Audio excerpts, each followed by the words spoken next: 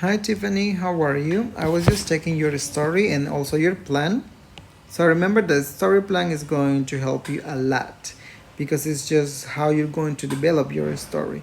So in the case of the characters also, apart from the people who will be or the animals or the objects who will be in your story, try to give more adjectives like how the people look, what's their personality. See how I can get the food. So Teresa and I stole, careful with spelling, stole the food. Then what happens next? You can write, you don't have to write complete ideas, but at least some phrases that will help you to know what's going on later. So you can add more details into this. Now, I was reading your story. Your story was really good. The length was very good as well. See, you actually exceeded. You have more pages than it was required, but that was really good because your story had a lot of ideas.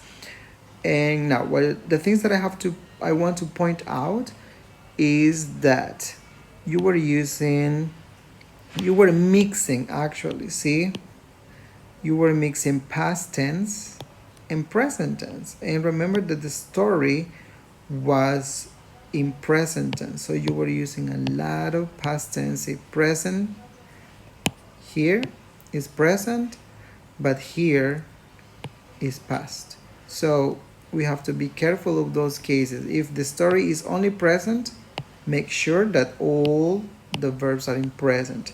If it's in past, all the verbs should be in past.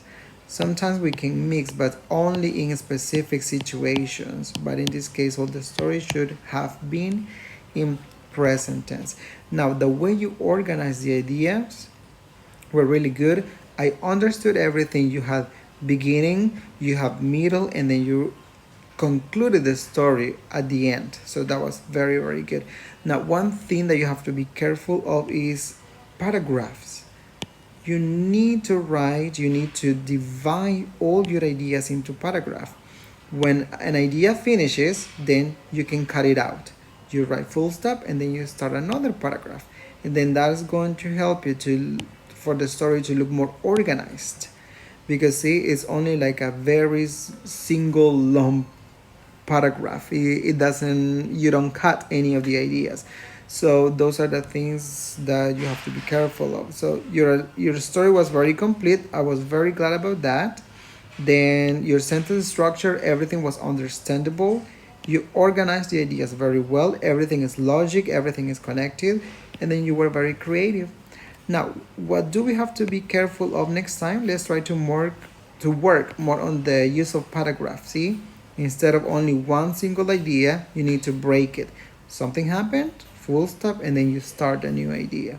Now, use one tense. Remember, you have to be careful about that. If it's present or past or future.